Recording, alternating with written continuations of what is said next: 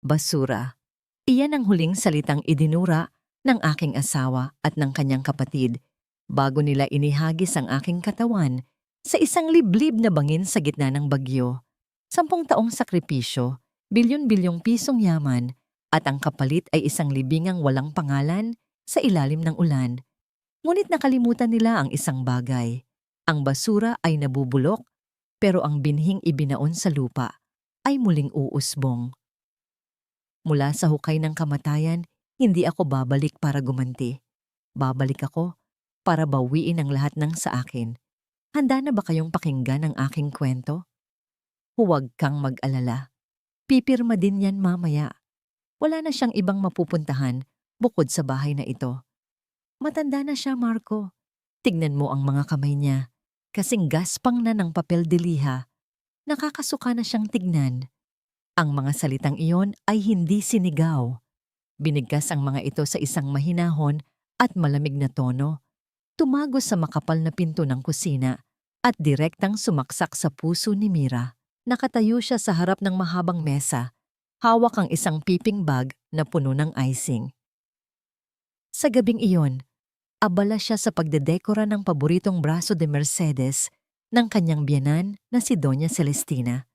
Ibinaba ni Mira ang kanyang tingin sa sariling mga kamay. Nanginginig ang mga ito. Ang mga daliri niya ay puno ng maliliit na paso mula sa oven at mga hiwa mula sa pagbabalat ng prutas. Ang balat niya ay tuyo at magaspang, hindi dahil sa kapabayaan, kundi dahil sa 10 taong paghuhugas ng pinggan, paglalaba at pag-aasikaso sa bawat kapritsyo ng pamilyang Castillo. Hindi siya kumuha ng katulong dahil gusto ni Marco na personal ang pag-aalaga. Akala ni Mira, ang mga pilat na ito ay medalya ng kanyang pagmamahal. Iyon pala, sa mata ng lalaking minahal niya, isa lamang itong dumi na dapat itapon. Bumagsak ang piping bag mula sa kanyang mga kamay. Tumama ito sa sahig, ngunit parang walang tunog sa pandinig ni Mira dahil mas malakas ang ugong ng pagkawasak sa loob ng kanyang dibdib.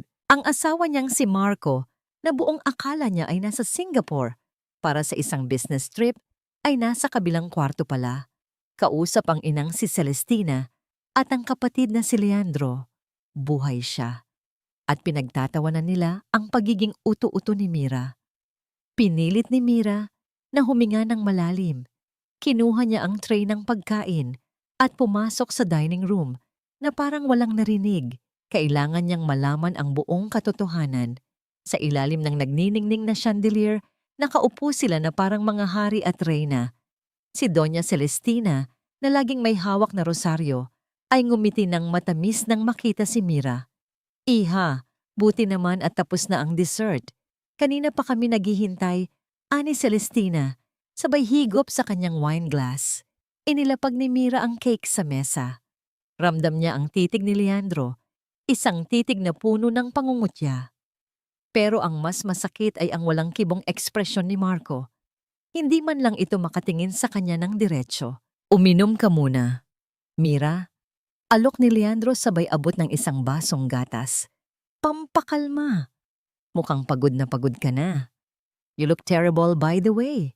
Kinuha ni Mira ang baso. Ang init ng gatas ay dumaloy sa kanyang lalamunan, pero hindi nito napawi ang lamig na bumabalot sa kanyang katawan. Ilang sandali pa, nagsimulang umikot ang paningin niya. Ang mga mukha nila Celestina, Leandro, at Marco ay naging malabo at baluktot. Bumigat ang kanyang mga talukap. Ang huling bagay na naramdaman niya ay ang pagbagsak ng kanyang ulo sa mesa at ang tunog ng halakhak ni Celestina na tila nanggagaling sa ilalim ng lupa. Nang magising si Mira, wala na siya sa mansyon. Ang amoy ng mamahaling pabango at pagkain ay napalitan ng amoy ng nabubulok na basura at basang lupa. Madilim ang paligid. Tanging ang matatalim na patak ng ulan at kidlat ang nagbibigay ng liwanag. Naramdaman niya ang magagaspang na kamay na humihila sa kanya palabas ng isang sasakyan. Hindi siya makagalaw. Ang gamot na ipinainom sa kanya ay parang kadenang nakatali sa kanyang mga buto. Leandro, bilisan mo. Baka may makakita sa atin. Sigaw ng isang pamilyar na boses. Si Marco. Hinila siya ni Leandro sa putikan. Walang awa nitong hinablot ang kwintas sa leeg ni Mira. Tanging ang singsing pangkasal na lang ang natira sa daliri niya dahil masyado na itong masikip at maga ang kanyang mga kamay. Hayaan mo na yan, Marco. Wala namang halaga yan sa bangkay, sabi ni Leandro habang tinutulak ang katawan ni Mira palapit sa gilid ng bangin. Sinubukan ni Mira na magsalita. Gusto niyang itanong kung bakit. Bakit, Marco? Inahon kita nung malugi ang kumpanya mo. Minahal kita higit sa sarili ko. Pero walang boses na lumabas sa kanyang bibig. Tanging isang mahina at garalgal na ungol lamang.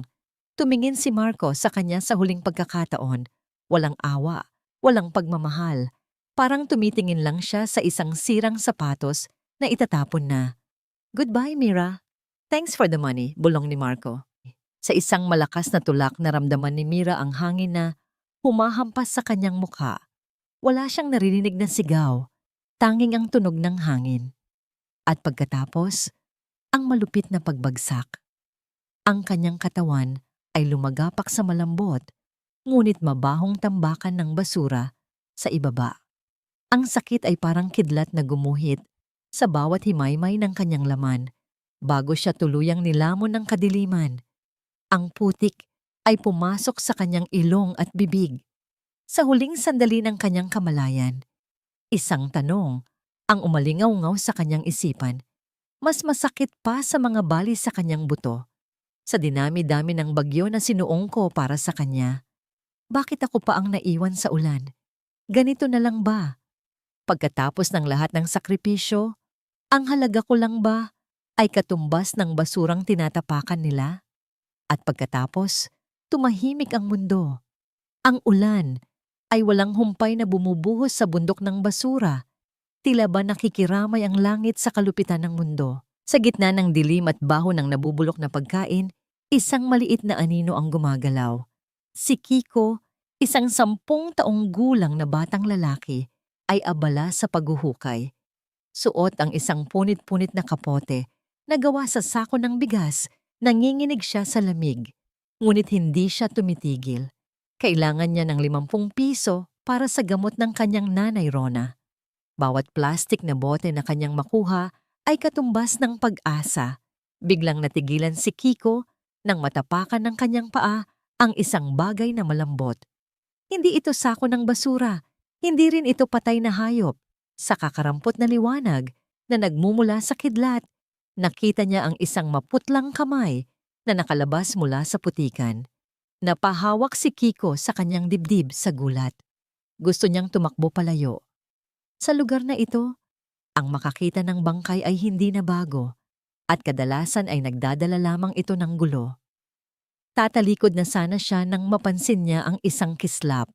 Sa daliri ng babae, may singsing na pilit lumalaban sa dumi ng paligid at kasabay ng kislap na yon, nakita niya ang bahagyang paggalaw ng hintuturo nito. Buhay pa siya. Nag-alinlangan si Kiko. Kung tutulungan niya ang babaeng ito, mabibigatan ang kanyang kariton. Baka hindi na siya makapag-uwi ng mga bote. Baka magalit si Nanay Rona. Pero naisip niya ang turo ng kanyang ina-inahan. Ang tunay na yaman ay hindi nasa bulsa, kundi nasa pagtulong sa kapwa. Huminga ng malalim si Kiko at nilapitan ng babae. Mabigat ito. Lalo na't basang-basa ang suot nitong damit na mukhang mamahalin dati, pero ngayon ay basahan na. Buong lakas na hinila ni Kiko ang babae, pasakay sa kanyang kinakalawang na kariton. Ang maliliit niyang braso ay nanigas sa bigat at ang kanyang mga paa ay bumaon sa putik. Pero hindi siya bumitaw. Itinulak niya ang kariton pababa ng bundok ng basura habang ang ulan ay patuloy na humahampas sa kanilang dalawa.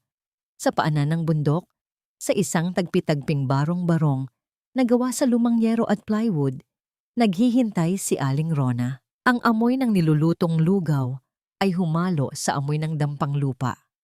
Nang makita niya si Kiko na hinihingal at may hila-hilang babaeng duguan, muntik na niyang mabitawan ang sandok. Diyos ko, Kiko, ano yang dala mo? Gulat na tanong ni Aling Rona habang dali-daling lumalabas para tulungan ng bata. Buhay pa po siya, Nay. Hindi ko po siya pwedeng iwan. Nanginginig na sagot ni Kiko.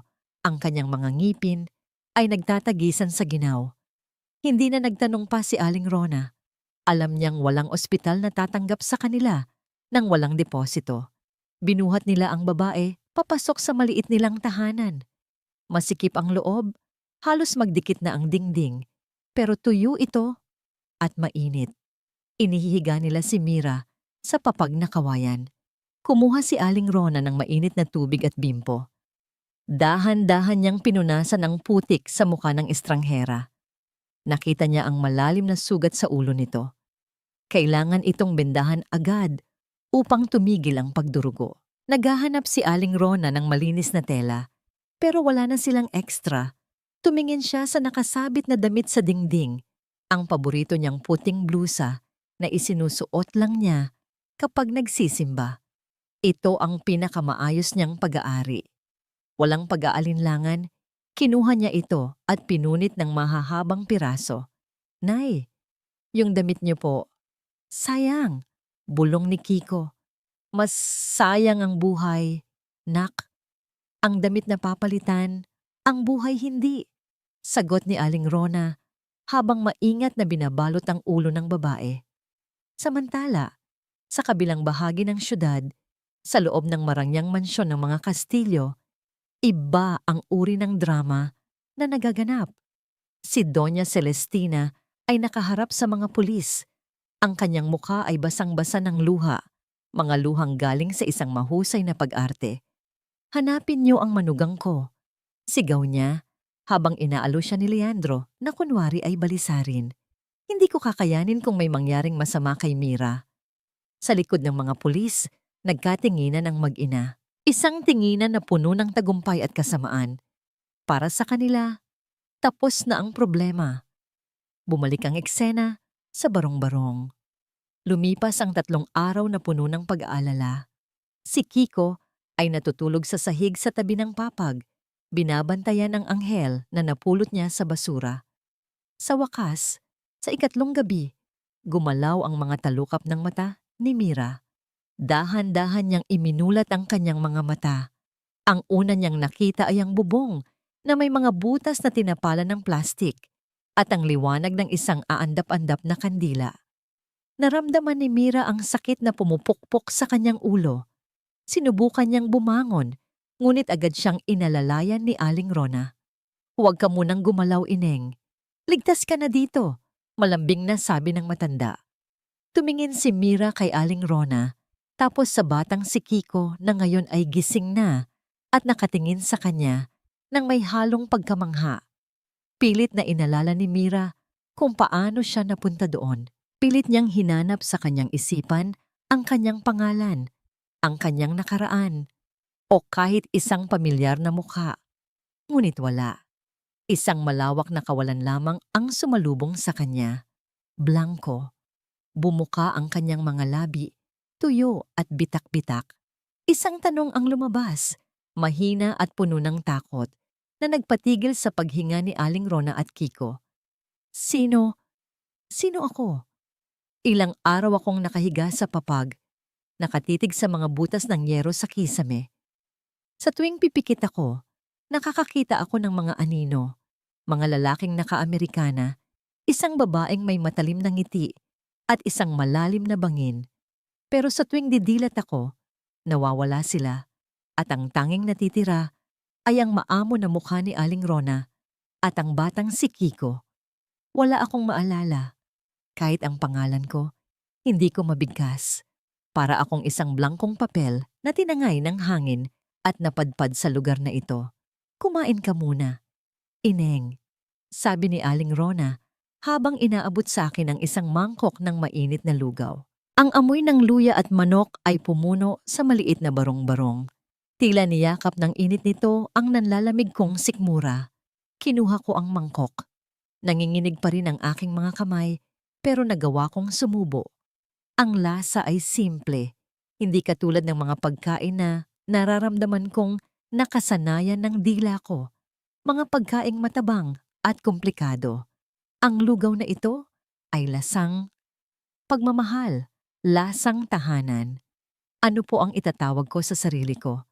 Tanong ko pagkatapos kong ubusin ang laman ng mangkok. Napaisip si Aling Rona. Tumingin siya sa kalendaryong luma na nakasabit sa dingding. Beth, nakangiti niyang sabi. Elizabeth ang pangalan ng nanay ko. Mabait siya at matapang. Bagay sa'yo. Mula ngayon, ikaw na si Beth. Beth. Inulit-ulit ko ang pangalan sa isipan ko. Hindi ito pamilyar, pero magaan itong dalhin. Sa unang pagkakataon, parang may humawak sa kamay ko at sinabing, ayos lang yan. Nang lumakas na ang katawan ko, sinubukan kong tumulong sa gawaing bahay. Nakakahiya na palamunin lang ako, ni na Aling Rona. Gayong hirap na hirap din sila. Nakita ko ang bundok ng mga hugasin sa lababo, mga platong plastik na may mantika at tirang kanin. Ako na po dito na ipresenta ko. Wag na Beth, hindi ka sanay sa ganyan. Tignan mo ang mga kamay mo, ang kiniskinis. Parang kamay ng prinsesa, biro ni Aling Rona, habang nagbibilang ng barya sa mesa. Pero nagpumilit ako.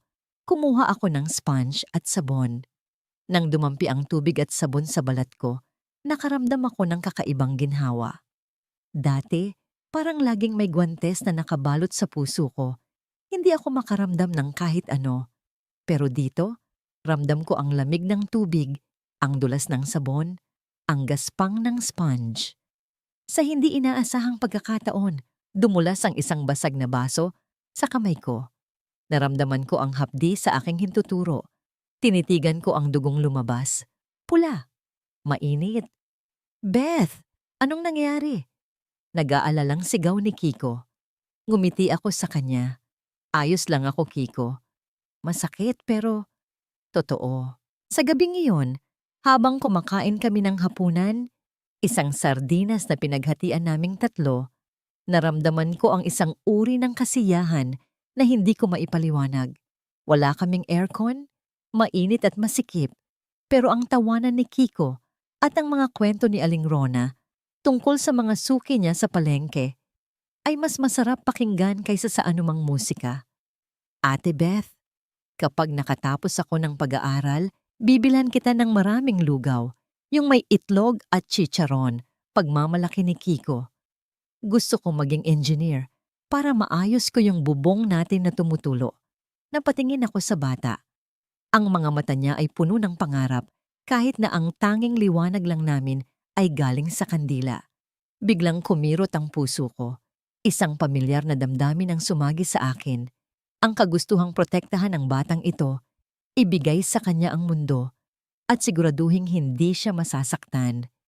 Hindi ko alam kung nagkaroon ako ng anak noon. Pero sa sandaling iyon, naramdaman kong isa akong ina. Pagkatapos kumain habang nagliligpit si Aling Rona, napansin niya ang isang bagay na kumikinang sa laylayan ng aking maruming damit na nakasampay. Nilapitan niya ito at kinuha. Beth! Tawag niya sa akin. Ang boses niya ay nanginginig. Lumapit ako. Sa palad niya ay ang singsing na suot ko noong natagpuan ako ni Kiko. Isang singsing na ginto na may maliit na diamante. Kahit sa dilim, nagniningning ito ng yaman na hindi nababagay sa lugar na ito. Ginto ito, Beth. Tunay na diamante, bulong ni Aling Rona, nanlalaki ang mga mata. Alam mo ba kung magkano ito? Pwede nating ibenta ito. Makakapag-aral si Kiko. Makakapagpagawa tayo ng maliit na pwesto sa palengke. Hindi na tayo magugutom. Akmang ibubulsa ni Aling Rona ang singsing, hindi dahil sa kasakiman, kundi dahil sa desperasyon ng isang inang gustong iahon ang anak sa hirap. Pero bago pa man niya ito maitago, kusang gumalaw ang katawan ko. Hinablot ko ang singsing mula sa kamay niya. Ang bilis ng tibok ng puso ko ay parang tambol sa aking dibdib. Naramdaman ko ang biglaang pagbuhos ng malamig na pawis. Huwag! Sigaw ko. Ang boses ko ay matinis at puno ng takot. Natigilan si Aling Rona. Bakit, Beth? Hindi mo naman maalala kung saan galing yan. Baka ito na ang sagot sa mga dasal natin. Mahigpit kong kinuyom ang singsing sa aking palad hanggang sa bumaon ito sa balat ko. Hindi ko alam kung bakit. Wala akong maalala tungkol sa singsing na ito. Hindi ko alam kung sino ang nagbigay o kung kasal ba ako. Pero ang alam ko lang, sa tuwing hahawakan ko ito, nakakaramdam ako ng matinding sakit at matinding galit. Hindi ko alam, Nay. Sagot ko, habang tumutulo ang luha ko na hindi ko namamalayan. Basta, wag. Parang may buhay na nakakulong dito. Tinitigan ko ang singsing. Sa kislap nito, parang nakita ko ang refleksyon ng isang lalaking nakatalikod habang naglalakad palayo sa ulan. Sino siya? At bakit ang sakit-sakit isipin siya? Habang ako ay nagsisimulang bumuo ng bagong buhay sa ilalim ng bubong na may mga butas, sa mundo naman na aking pinanggalingan, isang grandiosong palabas ang nagaganap. Hindi ko ito nakita noon, ngunit ngayon, habang binabalikan ko ang lahat, nararamdaman ko ang pait ng bawat eksena. Sa loob ng malaki at malamig na simbahan ng San Antonio, nakaluhod si Doña Celestina sa pinakaharap na bangko. Suot niya ang itim na belo at hawak ang isang rosaryong gawa sa purong kristal. Tumatagaktak ang kanyang mga luha habang nakatutok ang mga kamera ng media sa kanya. Kakatapos lang ng misa para sa aking pagkawala. Buong puso kong tinatanggap ang pagsubok na ito ng Diyos. Pahayag ni Celestina sa mga reporter pagkalabas ng simbahan, ang boses ay garalgal sa emosyon. Bilang tulong sa paghahanap sa aking manugang na si Mira, magdodonate ang pamilya Castillo ng 5 milyong piso sa simbahan. Nagpalakpakan ng mga tao. Bilib na bilib sila sa kabutihan ng Donya. Pero hindi nila alam na ang rosaryong hawak niya ay kasing tigas at kasing lamig ng kanyang puso. Pagka-uwi sa mansyon, nawala ang maamong mukha ng Donya. Pagpasok niya sa kwarto ni Isabel, nakita niya ang bata na nakaupo sa sulok, yakap-yakap ang isang lumang manika. Iyon ang manikang niregalo ko kay Isabel noong huli niyang kaarawan. Isang bagay na tinahi ko pa gamit ang mga retaso ng tela dahil gusto kong maramdaman niya na espesyal siya, hindi lang basta binilhan ng mamahalin. Tita, kailan po babalik si Mama Mira? Tanong ni Isabel. Ang mga mata ay namumugto sa kakaiyak. Sabi niyo po babalik siya. Lumapit si Celestina. Hinablot niya ang manika mula sa kamay ng bata. Ilang beses ko bang sasabihin sa'yo? Bulyaw ni Celestina. Ang boses ay matalim pa sa basag na salamin. Iniwan na tayo ng Mama Mira mo. Sumama na siya sa ibang lalaki dahil hindi kanya mahal. Pabigat ka lang daw sa kanya. Hindi po totoo yan. Sigaw ni Isabel, pilit na inaabot ang manika. Itinulak ni Celestina ang bata pabalik sa kama. Huwag kang iiyak. Ayoko nang mahihina sa pamamahay na ito. Simula ngayon, si Tita Aisa mo na ang kikilalanin mong ina. Naiintindihan mo? Lumabas si Celestina at ibinalibag ang pinto. Iniwan si Isabel sa dilim. Yakap ng bata ang kanyang sarili. Ang tanging init na natitira sa malamig na bahay na yon. Samantala, sa aming munting pwesto sa palengke, iba ang ingay na naririnig ko. Hindi ingay ng pagkukunwari, kundi ingay ng buhay. Abala si Aling Rona sa pagsalok ng lugaw habang dumarami ang mga suki. Pero napansin ko ang isang problema. Masyadong mabagal ang pagbibigay ng sukli ni Aling Rona at minsan ay nalilito siya sa dami ng order. Nakita ko ring hindi tama ang pagtatantiya niya sa puhunan. Lugi kami sa presyo ng manok. Biglang sumakit ang ulo ko. Parang may mga numero na lumulutang sa harapan ko. Kusa akong kumilos. Kinuha ko ang kwaderno at ballpen. Nay, ako na po sa kaha, sabi ko. Kayo na lang po sa sandok. Sa loob ng isang oras, naisaayos ko ang daloy ng pila. Mabilis kong nakwenta ang mga bayad kahit walang calculator. Napansin ko rin na mas makakatipid kami kung bibili kami ng manok ng bultuhan sa kabilang kanto kaysa sa regular na suki ni Nanay. Nay, kung babawasan natin ng konti ang sabaw pero dadagdagan ng toasted garlic, mas matutuwa ang mga customer at mas makakamura tayo ng 20 pesos kada kaldero. Suwestyon ko habang naglilista. Napatingin sa akin si Aling Rona na para bang tinubuan ako ng dalawang ulo. Beth, saan mo natutunan yan? Para kang may calculator sa utak. At yung pagsasalita mo, parang boss. Natigilan ako. Oo nga. Saan galing iyon? Napahawak ako sa aking sentido. Wala akong maalala. Pero ang pakiramdam ng pagpapatakbo ng negosyo, natural ito sa akin. Parang paghinga. Baka tindera ka rin dati, Beth. Masayang sabi ni Kiko habang kumakain ng natirang itlog. Baka ikaw ang reyna ng palengke. Napangiti na lang ako. Pero sa loob-loob ko, may katanungang bumabagabag. Kung tindera lang ako, bakit parang sanay akong humawak ng milyon-milyon sa imahinasyon ko habang kami ay nagtatawanan sa harap ng mainit na kaldero? Sa isang bangin naman sa dulo ng syudad, isang lalaki ang naghahanap ng katotohanan, si Attorney Soren Valmores. Hindi naniniwala si Soren sa kwento ng mga Kastilyo. Kilala niya ako. Alam niyang hindi ako basta-basta mawawala nang walang paalam. Nagpunta siya sa lugar kung saan daw na aksidente ang sasakyan ko. Nakaalis na ang mga pulis. Sabi nila, sarado na ang kaso. Nahulog ang sasakyan, naanod ang katawan. Aksidente. Pero bumaba si Soren sa matarik na bangin. Kahit madulas at mapanganib, hinawi niya ang matataas na talahib. Hinanap niya ang hindi nakita ng iba dahil hindi sila tumingin gamit ang puso.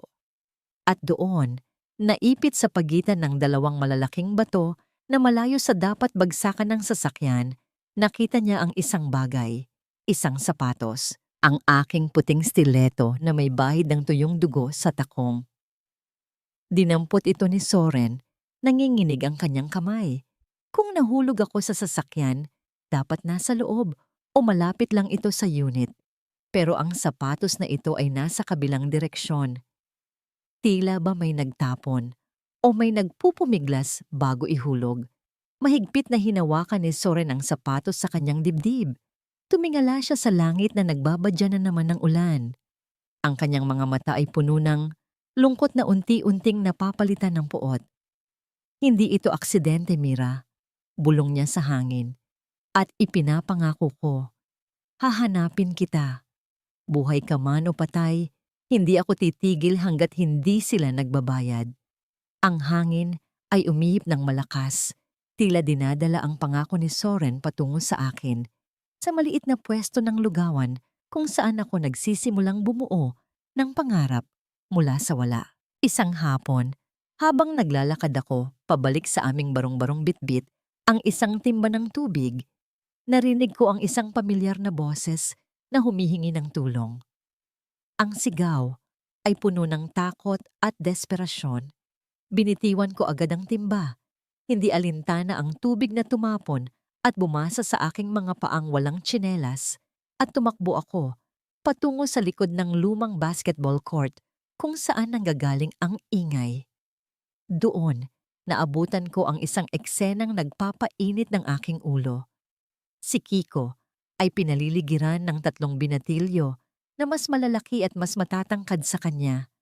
Nakasandal ang bata sa pader, yakap-yakap ng mahigpit ang kanyang maliit na bayong na naglalaman ng kanyang kinita sa maghapon na pangangalakal. Akin na yan, Kiko. Sabi ng matatanda, share your blessings. Pangaasar ng isa sa mga bully sabay tulak sa balikat ni Kiko. Tumama ang likod ng bata sa magaspang na semento. Napangiwi siya sa sakit pero hindi siya bumitaw sa kanyang bayong. Nakita ko ang takot sa kanyang mga mata.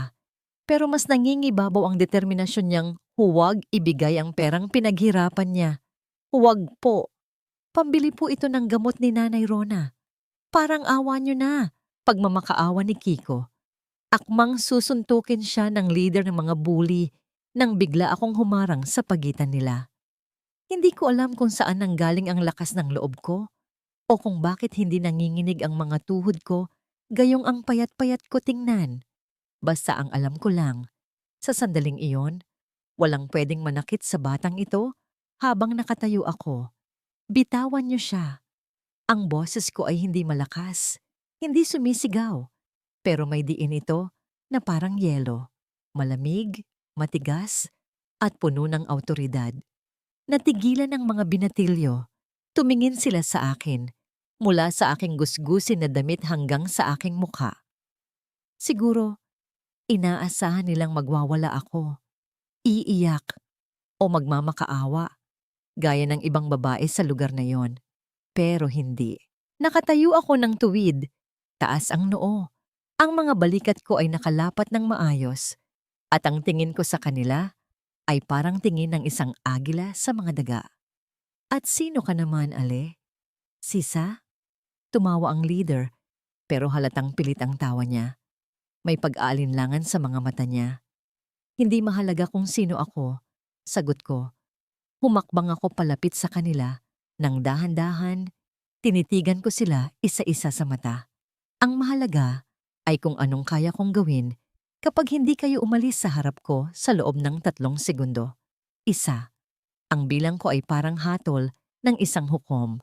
May kapangyarihan sa aking tono na hindi nababagay sa isang pulubi. Nagkatinginan ng mga bully. Hindi nila maintindihan kung bakit sila kinakabahan sa isang babaeng payat at walang laban. Ang hindi nila alam, ang humaharap sa kanila ay hindi si Beth na tindera ng lugaw, kundi ang natutulog na diwa ng isang CEO na sanay magpaluhod ng mga kalaban sa boardroom. 2. Hindi na nila hinintay ang 3. Kumaripas sila ng takbo palayo, nagmumura habang tumatakas, tila hinahabol ng multo. Nang mawala na sila at tumahimik na ang paligid, agad na nawala ang tapang sa katawan ko at napalitan ng matinding pag-aalala. Lumuhod ako sa harap ni Kiko at hinawakan ang kanyang mukha. Ayos ka lang ba? Nasaktan ka ba? Tanong ko habang pinapagwe ang dumi sa pisngi niya gamit ang laylayan ng aking damit. Tumango si Kiko pero tumulo ang luha sa kanyang mga mata. Ang mga luhang kanina pa niya pinipigilan. Ate Beth, duwag po ba ako? Hindi ko po kasi sila kayang labanan ng suntukan. Niyakap ko siya ng mahigpit. Ang payat niyang katawan ay nanginginig sa aking mga bisig. Naamoy ko ang pawis at araw sa kanyang buhok. Ang amoy ng isang batang nagtatrabaho ng marangal. Hindi, Kiko. Tandaan mo ito. Ang pagprotekta sa pinaghirapan mo para sa pamilya mo, iyon ang pinakamatapang na gawain sa mundo. At hindi lahat ng laban ay nadadaan sa dahas. Minsan, ang titig at paninindigan ay mas matalim pa sa kutsilyo. Kapag alam mong tama ka, huwag kang yumuko. Nang gabing iyon, bumalik kami sa barong-barong. Habang tinatahi ko, ang napunit niyang t-shirt sa ilalim ng aandap-andap na liwanag ng kandila, lumapit sa akin si Kiko. May dala siyang ilang piraso ng lumang dyaryo na nakuha niya sa junk shop kanina. Ate Beth, pwede niyo po ba akong turuan magbasa ng Ingles? Yung tulad ng pagsasalita niyo kanina? Ang galing niyo po kasi. Parang kayo yung amo. Parang takot sila sa inyo. Napangiti ako. Kinuha ko ang dyaryo. Sige. Ang kaalaman ang magiging sandata mo, Kiko. Kapag matalino ka, walang makakapag-isip na kaya kanilang tapakan. Ang salita ay pwedeng maging kalasag. Nagsimula kaming magbasa. Tinuro ko sa kanya ang mga letra, ang tamang bigkas. Mabilis siyang matuto. Sa bawat salitang nababasa niya ng tama, nakikita ko ang ningning sa kanyang mga mata na mas maliwanag pa sa mga bituin sa langit. Nakaramdam ako ng pagmamalaki, isang uri ng kaligayahan na hindi nabibili ng pera. Habang nagpapahinga kami, hinawakan ni Kiko ang kamay ko na may hawak na karayom.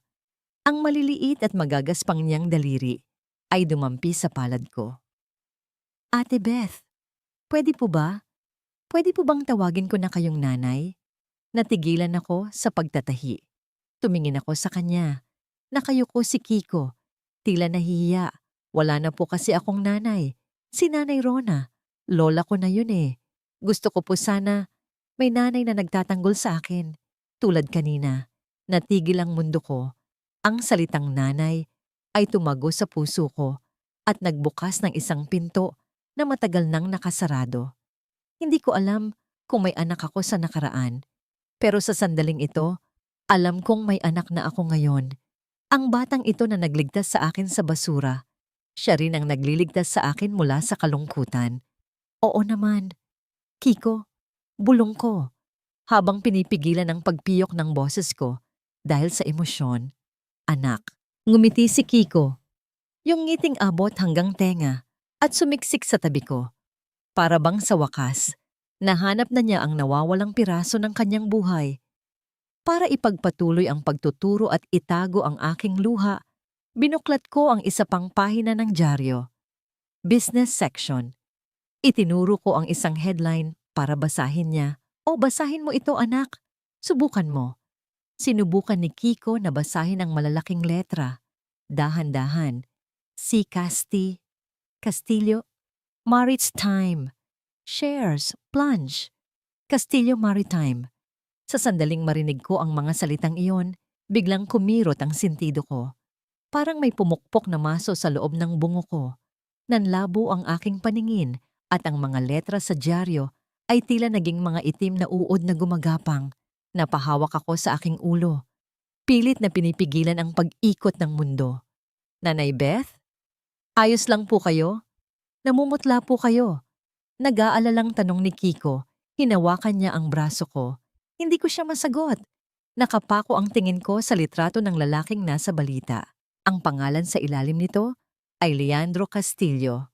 Naka-Amerikana siya, mukhang kagalang-galang, at nakangiti sa kamera habang nakikipagkamay sa mga investors. Ngunit para sa akin, ang ngiting iyon ay hindi nagdadala ng tuwa. Nagdadala ito ng kilabot. Biglang pumasok sa isip ko ang isang imahe na kasing linaw ng kidlat, sumingit sa aking alaala. Ang lalaking ito, nakatayo sa tapat ko. May hawak siyang baso ng alak. Nakatingin siya sa akin habang unti-unti akong bumabagsak sa mesa. Habang namamanhid ang aking katawan, ang kanyang mga mata ay walang awa. Ang kanyang bibig ay gumagalaw, bumubulong ng lason. You look terrible. Napasinghap ako at nabitawan ang dyaryo na parang napaso ang aking mga daliri. Dumulas ito sa sahig pero pakiramdam ko ay nakatitig pa rin sa akin ang lalaking nasa larawan. Ang puso ko ay kumabog ng napakabilis, parang gustong kumawala sa dibdib ko. Sino siya? At bakit ang mukha niya ay simbolo ng aking kamatayan? Maaga akong gumising kinabukasan. Ang sakit ng ulo ko mula kagabi ay humupa na. Ngunit nag-iwan ito ng isang mabigat na pakiramdam sa aking dibdib. Isang babala na parang may paparating na bagyo. Kailangan naming mamili ng supply para sa lugawan. Dahil sumasakit ang tuhod ni Nanay Rona, ako na ang nagpresintang pumunta sa bagsakan.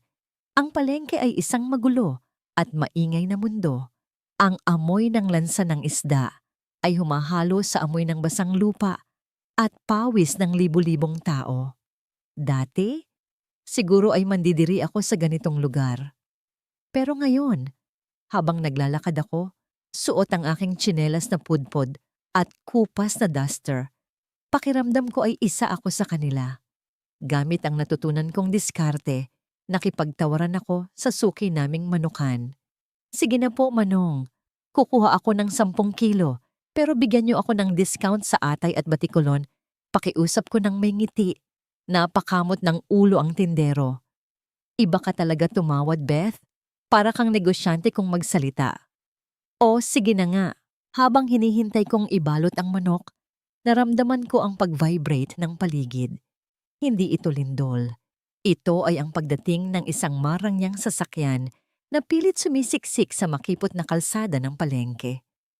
Tumigil ang isang itim na van sa tapat ng tindahan ng mga imported na prutas. Bumaba ang isang babaeng nakasuot ng uniforme ng katulong pero halatang mamahalin ang tela nito.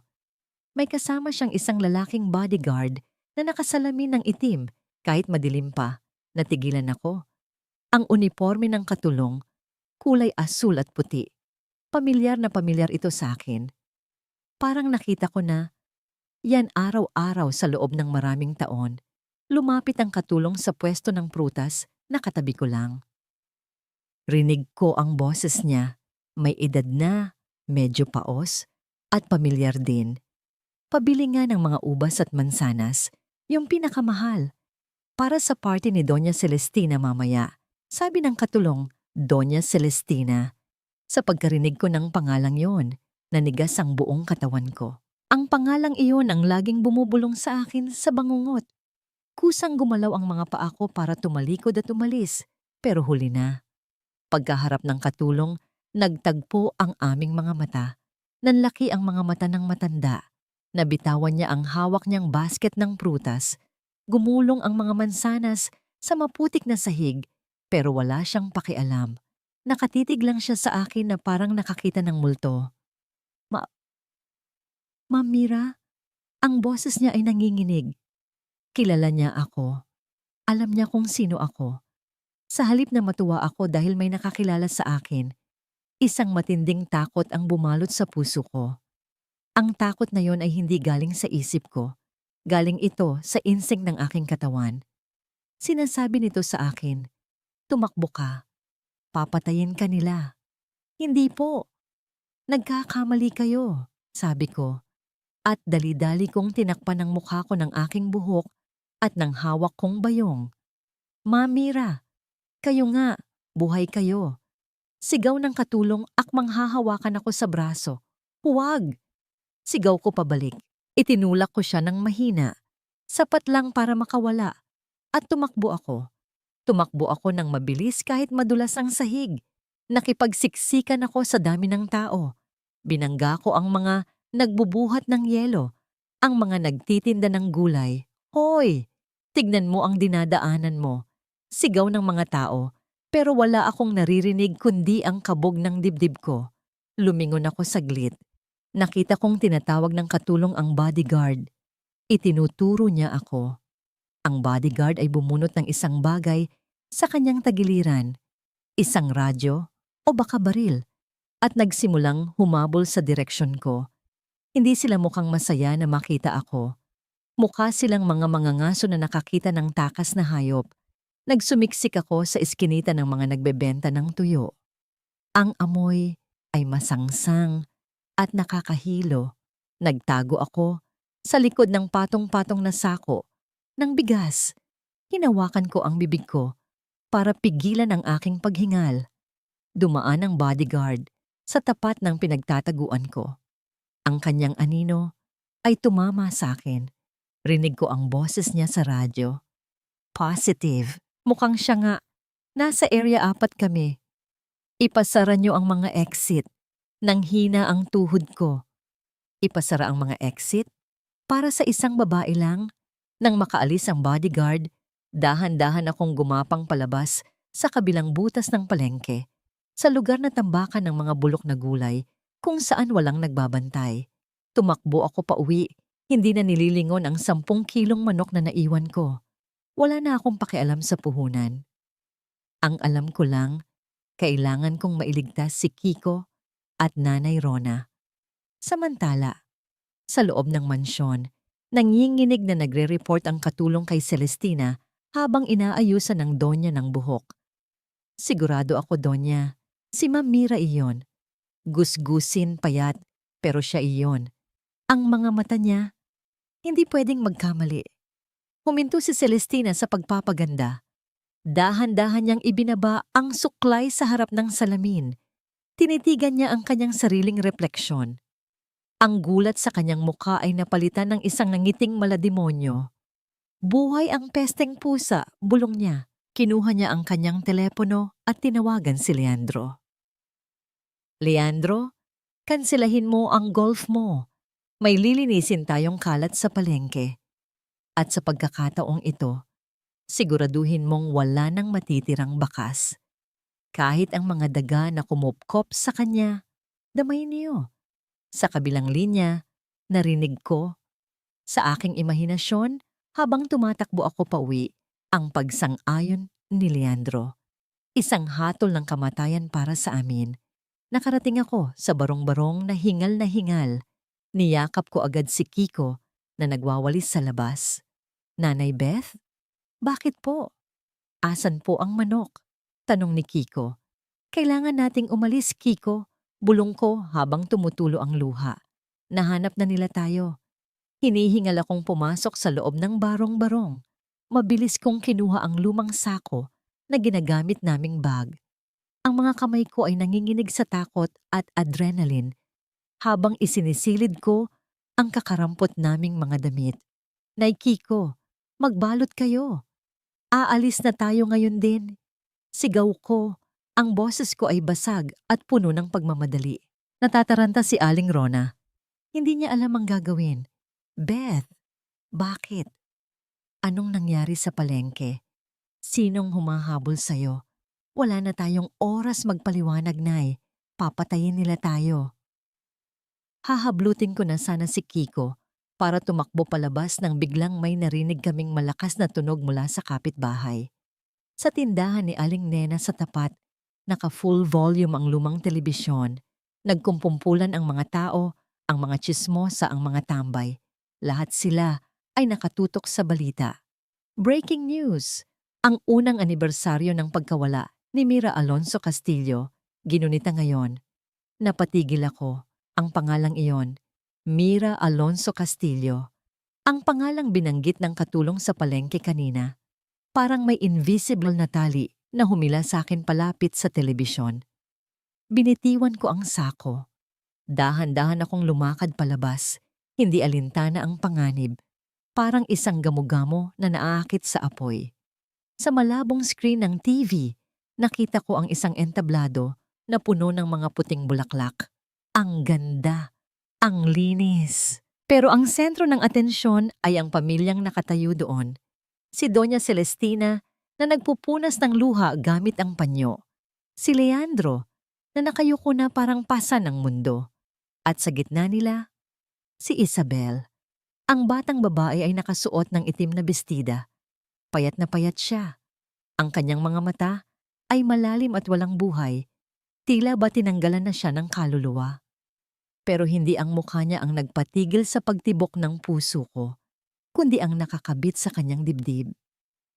Isang brooch, isang palamuti sa damit na hugis paru-paro. Gawa ito sa mumurahing beads at kawad, hindi bagay sa mamahalin niyang suot. Ang isang pakpak nito ay tabingi.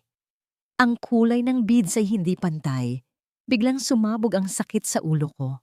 Mas matindi ito sa lahat ng sakit na naramdaman ko noon. Napaluhod ako sa maputik na lupa habang hawak ang aking ulo. Flashback. Hindi ko ito sinulat bilang label, kundi bilang karanasan. Bigla akong nasa isang magarang kwarto. Hawak ko ang pliers at beads. Gabi na. Masakit ang likod ko galing sa trabaho, pero gising pa rin ako. Tita Mira, ang pangit naman yan. Sabi ng isang boses ng bata sa aking alaala. Hindi to pangit, Isa. Sagot ko habang nakangiti. Handmade ito. Ibig sabihin, may pagmamahal sa bawat ikot ng kawad. At tignan mo, tabingi ang pakpak, di ba? Kasi walang perpekto sa mundo. Pero kahit tabingi, nakakalipad pa rin. Natusok ng kawad ang daliri ko. Dumugo ito.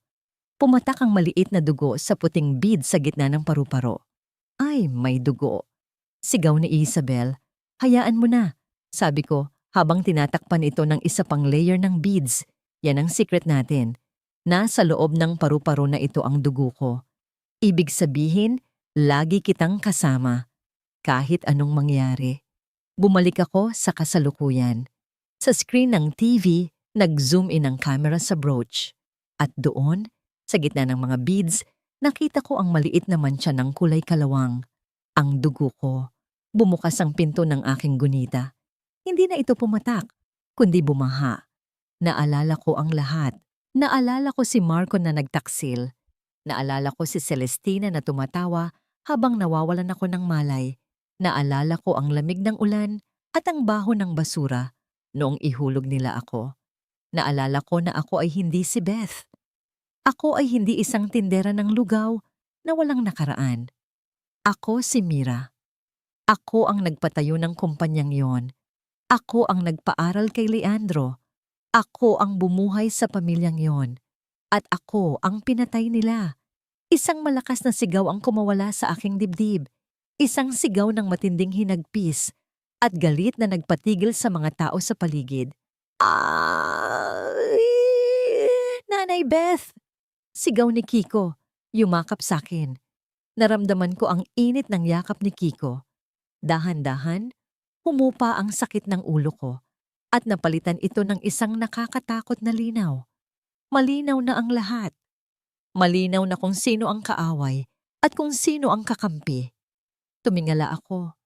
Ang mga luha sa mata ko ay tumigil sa pag-agos. Ang pagkabigla sa mukha ko ay napalitan ng isang ekspresyon na matagal nang hindi nakikita ng mundo.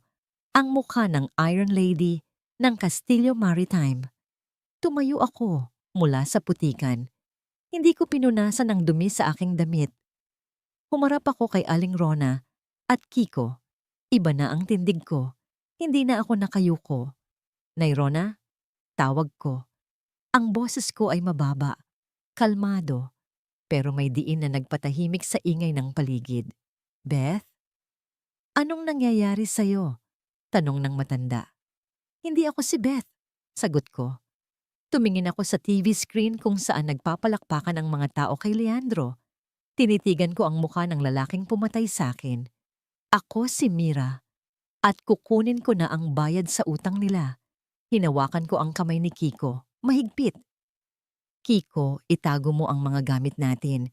Hindi tayo tatakbo para magtago. Tatakbo tayo para lumaban. Rona, alam mo ba kung saan nakatira si Attorney Valmores? Gulat na gulat si Aling Rona. Pero tumango siya. Yung abogadong laging nasa balita? Oo, may opisina siya sa bayan. Dadalhin mo ako sa kanya. Utos ko. Ngayon din. Biglang kumulog ng malakas at bumuhos ang ulan. Pero sa pagkakataong ito, hindi ko naramdaman ang lamig. Ang naramdaman ko ay ang apoy na nagliliyab sa aking dibdib. Ang paru-paro na may tabingi na pakpak ay handa ng lumipad at dala nito ay bagyo. Ang gabi ay bumagsak na parang isang mabigat na kumot sa ibabaw ng lungsod. Ang ulan na kanina ay nagbabadya pa lamang ay tuluyan ng bumuhos, nilulunod ang ingay ng aming mga yapak sa maputik na eskinita. Hinawakan ko ng mahigpit ang kamay ni Kiko sa kaliwa at inaakay ko naman si Aling Rona sa kanan. Ang matanda ay humihingal. Ang kanyang mga tuhod ay nanginginig sa pagod at takot. Pero hindi siya nagrereklamo. Alam niyang sa bawat segundong tumitigil kami, lumalapit ang kamatayan. Saan tayo pupunta, Mira? Tanong ni Aling Rona. Ang boses ay halos pabulong na. Sa dati kong buhay, madali lang ang sagot. Pupunta ako sa bangko, magwi-withdraw ng milyon, at titira sa 5-star hotel na may security. Pero ngayon, wala akong ID, wala akong wallet, at ang mukha ko ay nasa bawat balita bilang isang patay na tao. Kung pupunta ako sa pulis, baka bayaran lang sila ni Leandro. Kung pupunta ako sa bangko, tatawagin nila akong baliw o impostor. Kailangan ko ng kakampi.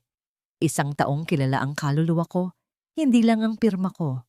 Sa isang telepono, sagot ko. Nakarating kami sa isang maliit na sari-sari store na may ilaw pa. Kinuha ko ang huling barya sa bulsa ni Kiko. Ang barya na dapat sana ay pambili niya ng candy. Ang bigat ng baryang yon ay mas mabigat pa sa ginto. Ipinasok ko ito sa lumang telepono. Nanginginig ang mga daliri ko habang dinadaya-dial ang isang numero na akala ko ay nakalimutan ko na. Ang numero ni Attorney Soren Valmores. Ang personal niyang linya na walang ibang nakakaalam, kundi ako. 1 ring, 2, 3. Pick up Soren, please. Hello? Sagot ng isang boses lalaki. Malalim, pagod at puno ng lungkot. Hindi ako nakasagot agad. Parang may bumara sa lalamunan ko. Hello? Sino to? Kung prank call to, ibababa ko na. Inis na, sabi ni Soren. Wag. Bulong ko. Ang boses ko ay garalgal. Soren. Ako to. Yung babaeng gusto ang kape na itim, walang asukal at hinahalo ng pakaliwa. Tumahimik sa kabilang linya. Ang katahimikan ay tumagal ng napakatagal na. Akala ko ay naputol na ang tawag. Rinig ko lang ang mabigat na paghinga niya. Mamira, Ang boses niya ay basag. Diyos ko, Mira, makinig ka, Soren. Wala akong oras. Buhay ako. Pero papatayin nila ako kapag nalaman nilang humihinga pa ako. Kailangan kita. Sabihin mo kung nasaan ka. Pupuntahan kita kahit sa impyerno. Sagot niya agad. Ang tono ng pagiging abogado ay napalitan ng desperasyon ng isang kaibigan. Sa ilalim ng tulay ng nagtahan, sa may lumang warehouse, mag-isa ka lang. At Soren, magdala ka ng baril. Hindi para sa akin, kundi para sa kanila. Ibinaba ko ang telepono. Tumingin ako kay Aling Rona at Kiko.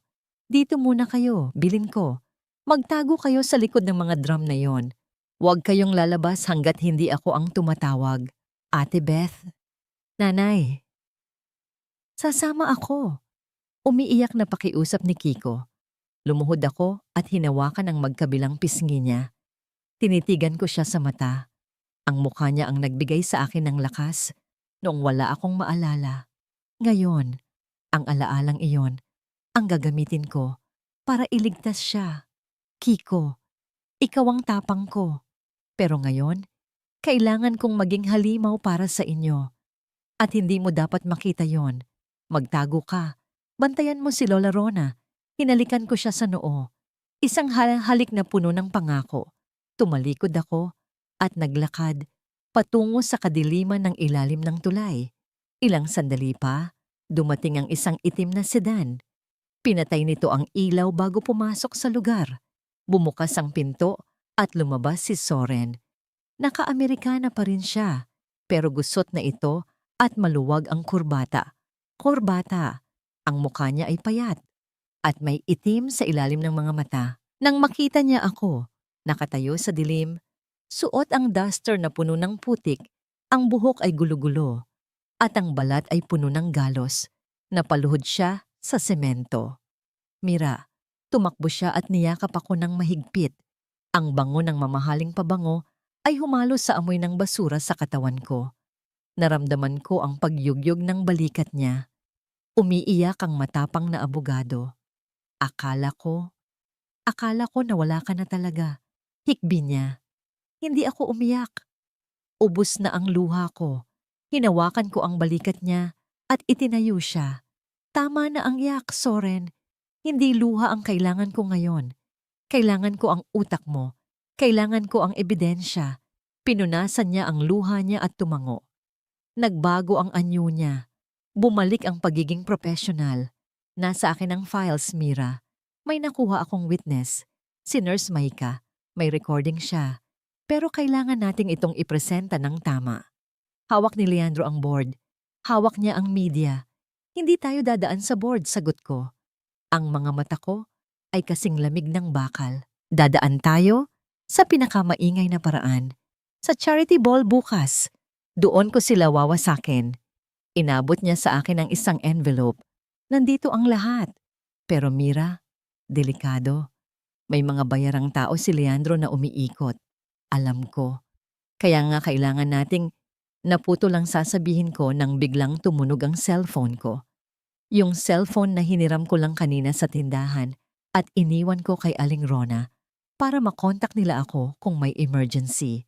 Mabilis ko itong sinagot. Nay Rona, papunta na kami. Pero hindi boses ni Aling Rona ang sumagot. Ang narinig ko ay isang tawa. Isang tawa na magaspang at nakakapangilabot. Hello, Mamira. O dapat ko bang tawaging Beth? Nanigas ang dugo ko. Kilala ko ang boses na yon. Iyon ang bodyguard sa palengke. Nasaan sila? Tanong ko. Ang boses ko ay naging yelo. Nandito. Ang babaho naman ng mga kaibigan mo, ma'am. Lalo na itong matanda. At itong bata. Ang ingay. Nanay. Nanay Beth. Tulong. Ang sigaw ni Kiko ay tumagos sa telepono at sumaksak sa puso ko. Rinig ko ang tunog ng sampal at ang pag-iyak ng bata. Huwag mong sasaktan ng anak ko. Sigaw ko. Na ikinagulat ni Soren. Anak? Makinig ka, Mira. Sabi ng lalaki sa telepono. May deal tayo. Pumunta ka sa lumang pantalan ngayon din. Mag-isa. Ibibigay mo ang sarili mo at bubuhayin namin ang mga daga na to. Pero kung magsasama ka ng pulis, ipapakain ko ang batang ito sa mga pating. Namatay ang tawag. Nabitawan ko ang cellphone. Bumagsak ito sa semento at nabasag. Parang ang mundo ko. Mira, anong nangyari? Tanong ni Soren. Tumingin ako sa kanya. Ang plano ko na dumaan sa legal na paraan. Ang plano ko na maghintay hanggang bukas. Lahat yon ay naglaho. Hawak nila si Kiko, bulong ko. Nagdilim ang paningin ko. Ang takot ay napalitan ng isang bagay na mas maitim. Wala nang negosyante, wala nang abogado. Ang natira na lang ay isang ina na inagawan ng anak. Soren, sabi ko, habang sumasakay sa kotse niya, ibigay mo sa akin ang baril. Pero Mira, hindi ka marunong gumamit niyan. Matututo ako, sagot ko habang kinakasa ang baril na nanginginig sa aking kamay. Ngayong gabi, maniningil ako ng dugo. Pirirma ka o panonoorin mo siyang mamatay. Pumili ka, Mira. Isang dumi sa papel lang ang katapat ng buhay ng batang basurerong ito. Ang boses ng bodyguard ni Celestina ay malamig at puno ng pangungutya. Bawat salita ay parang latigo na humahamas sa aking pagkatao. Nakatayo ako sa gitna ng isang madilim at abandonadong bodega sa pantalan. Ang amoy ng kalawang, alat ng dagat, at nabubulok na kahoy ay sumasakal sa aking hininga. Sa paanan ng lalaki, nakita ko si Kiko. Ang aking munting bayani ay nakagapos. Ang kanyang maliit na mukha ay puno ng pasa at ang kanyang labi ay dumadaloy ang sariwang dugo. Ngunit sa kabila ng sakit, ang kanyang mga mata ay nananatiling nakatitig sa akin. Mga matang nagsasabing, huwag akong susuko. Sa tabi niya, si Aling Rona ay nakasalampak sa sahig. Humihikbi ng walang tunog dahil sa busal sa kanyang bibig. Huminga ako ng malalim. Pilit na pinatitigas ang aking nanlambot na mga tuhod. Sa aking bulsa, mahigpit kong hawak ang isang maliit na krayola. Isang krayolang kulay dilaw na ibinigay sa akin ni Kiko noong isang gabi para pangkulay sa aming pangarap. Ang krayolang iyon na simbolo ng isang payak na kaligayahan ay tila isang napakabigat na pasanin ngayon kumpara sa baril na nakasukbit sa aking tagiliran na ibinigay ni Soren. Ilabas mo ang panulat, sabi ko sa isang boses na kasing lamig ng bakal. Pakawalan mo ang matanda. Ngayon din, tumawa ang bodyguard. Isang tawang walang kaluluwa. Sinipa niya ng bahagya ang binti ni Kiko na nagdulot ng isang mahinang pag-ungol mula sa bata. Ang tunog ng sakit na yon ay mas masakit pa sa anumang balisong na itinusok sa aking dibdib. Naramdaman ko ang pag-init ng aking mga mata, ang panginginig ng aking mga daliri na nagnanais na bumunot ng armas. Ngunit pinigilan ko ang aking sarili para sa kaligtasan nila. Nanay Beth, huwag po kayong papayag. Mahinang ungol ni Kiko mula sa kanyang busal. Lumapit ako sa mesa kung saan nakalatag ang mga papeles ng transfer of assets. Ang mga dokumentong ito, ang bunga ng 10 taon kong pagpupuyat, pagtitiis, at pagbuo ng isang imperyo. At ngayon, sa isang pirma, lahat ng yon ay mawawala. Mawawala ang Castillo Maritime. Mawawala ang aking kapangyarihan. Nang hawakan ko ang panulat, naramdaman ko ang biglang paglamig ng paligid. Ang tunog ng mga sapatos na mamahalin ay umalingaw-ngaw sa semento ng bodega. Ang bawat hakbang ay may ritmong pamilyar. Isang ritmong dati ay nagpapatibok ng aking puso sa tuwa, ngunit ngayon ay nagdadala ng kilabot. Matalino ka talaga, Mira. Kahit kailan, hindi mo hinayaang manaig ang emosyon sa negosyo. Pero tignan mo ang sarili mo ngayon. Nagpapakabayani para sa isang batang pulubi. Dahan-dahan akong lumingon. Sa anino ng bodega, lumabas ang isang lalaking naka-Amerikana. Malinis ang gupit, mabango, at may ngiting akala ko ay sa akin lang nakalaan noon. Si Marco. Ang asawa kong inakala kong namatay na, ang lalaking naging dahilan ng aking bawat panalangin. Hindi ako makahinga.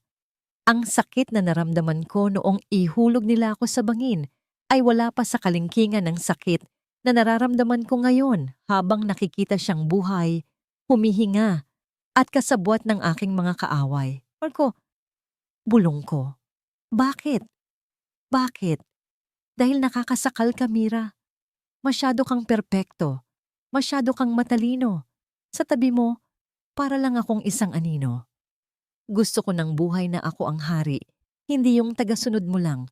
Sagot niya ng walang anumang bakas ng pagsisisi. Lumapit siya sa akin at hinawakan ang aking baba. Ang kanyang haplos, na dati ay tila sutla, ngayon ay parang uod na gumagapang sa aking balat. Pirirmahan mo ang mga ito at hahayaan naming mabuhay ang bata. At pagkatapos, maaari ka nang bumalik sa putikan kung saan ka nararapat. Doon ka naman masaya, di ba? Kasama ang mga basurang tulad mo. Tinitigan ko si Marco ng diretso sa mata. Sa sandaling iyon, ang huling hibla ng pagmamahal na natitira sa aking puso ay tuluyang naging abo. Wala nang luhang lumabas sa aking mga mata. Ang tanging naroon ay ang apoy ng isang inang handang sunugin ang mundo para sa kanyang anak. Dahan-dahan kong inilapat ang panulat sa papel. Ang bawat kurba ng aking pirma ay parang paghukay ng sarili kong libingan. Ngunit habang ginagawa ko iyon, nakita ko ang refleksyon ni Kiko sa makintab na ibabaw ng mesa. Nakita ko ang pag-asa sa kanyang mga mata. Nang matapos ang huling titik, binitiwan ko ang panulat. Ayan na. Kunin niyo na ang lahat. Kunin niyo ang kumpanya, ang pera, ang mansyon. Pero ibigay niyo sa akin si Kiko. Kinuha ni Marco ang mga papeles at tiningnan ito ng may kasakiman. Tumango siya sa bodyguard. Pakawalan ng bata, utos niya. Kinalaga ng bodyguard si Kiko. Agad na tumakbo ang bata patungo sa akin at yumakap. Nang mahigpit sa aking binti, naramdaman ko ang init ng kanyang katawan, ang kanyang panginginig. Nanay, sorry po, hikbi niya. Hinalikan ko ang kanyang ulo. Shh, ayos lang anak. Nandito na si nanay. Ngunit bago pa man kami makahakbang palabas, narinig ko ang pagkasa ng isang baril sa aking likuran. Ang tunog ng bakal na nagdikit ay tila hatol ng kamatayan sa katahimikan ng gabi. Sinabi ko bang makakaalis kayo ng buhay? Ang boses ni Marco ay muling narinig, ngunit sa pagkakataong ito, wala na itong bahid ng tamis. Ang patay ay dapat manatiling patay, Mira. Mas madaling pamunuan ang Castillo Maritime kung ang asawa ko ay isang martir na biktima ng aksidente kaysa sa isang buhay na saksi ng katotohanan. Napatigil ako. Mahigpit kong niyakap si Kiko at hinarap si Marco. Ang dulo ng kanyang baril ay nakatutok ng diretso sa aking noo. Sa labas, ang kulog ay muling nagngalit, tila sumasabay sa puot na nagliliyab sa aking dibdib. Ganito na lang ba talaga? Pagkatapos kong ibigay ang lahat, ang kapalit pa rin ba ay kamatayan sa kamay ng taong pinakapinagkatiwalaan ko? Nakaligtas ako. Salamat sa mabilis na pagdating ni Soren at sa mga sirena ng pulis na nagpatakbo kay Marco at sa kanyang mga aso bago pa man nila makalabit ang gatilyo. Pero ang takot na naramdaman ko sa bodega ay hindi pa nawawala. Nananatili itong nakatusok sa aking puso gaya ng isang tinik na ayaw makuha. Mira, kailangan mong magpahinga. Hayaan mo na ang pulis ang gumawa ng trabaho nila. Pakiusap ni Soren habang nililinis niya ang sugat sa aking noo sa loob ng kanyang ligtas na kondo. Umiling ako. Tumingin ako sa salamin. Ang babaeng nakikita ko ay hindi na si Beth na tindera ng lugaw, pero hindi rin siya ang dating Mira na sunod-sunuran sa pag-ibig. Ang babaeng nasa salamin ay may mga matang puno ng apoy. Isang apoy na hinding-hindi mamamatay hanggat hindi natatapos ang lahat. Hindi sapat ang pulis, Soren. Maraming pera si Leandro at Celestina. Kayang-kaya nilang baluktutin ang katotohanan. Ang kailangan natin ay ang hukom ng publiko. Ang kailangan natin ay ang charity ball bukas. Sabi ko sa isang boses na kasing lamig ng bakal. Ang gabing ito ay nakalaan para sa akin. Isang charity gala for the memory of Mira Alonso Castillo. Isang piging para sa isang patay na inorganisa ng mga taong pumatay sa kanya. Isang napakalaking kabalintunaan. Kinabukasan, ang marangyang ballroom ng Grand Davao Hotel ay punong-puno ng mga bulaklak na puting lila at nagniningning na mga chandelier. Ang bango ng mamahaling pabango at ang tunog ng mga violin ay bumabalot sa buong silid.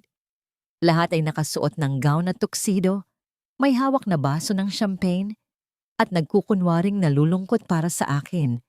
Habang ninanamnam ang masasarap na pagkain, nasa loob ako. Pero hindi bilang si Mira. Suot ang uniforme ng isang catering server, puting polo, itim na vest, at isang face mask na karaniwan sa mga staff. Naglalakad ako sa gitna ng mga taong dati ay kaibigan ko. Hawak ko ang isang tray ng mga appetizer. Ang aking mga kamay na may mga bakas pa ng gaspang mula sa pagtatrabaho sa palengke ay nakatago sa loob ng malilinis na puting guwantes. Ang sakit. Ang bawat tawa ni na Celestina at Leandro ay parang saksak sa aking pandinig.